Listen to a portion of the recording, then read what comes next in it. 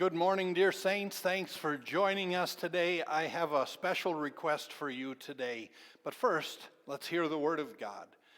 Blessed is the man who walks not in the counsel of the wicked, nor stands in the way of sinners, nor sits in the seat of scoffers, but his delight is in the law of the Lord, and on his law he meditates day and night.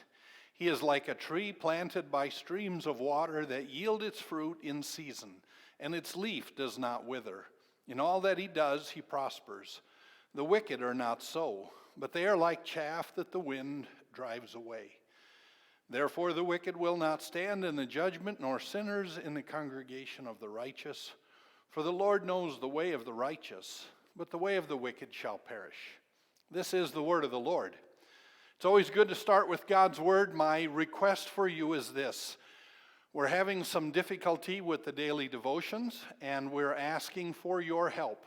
There have been some that have said, we can't hear, and we're trying to figure out what that means. This has kind of been an ongoing problem. If you are hearing this and the sound in this is good, better than it has been maybe in the last few days, please post it in the notes or send me a text or let the church know.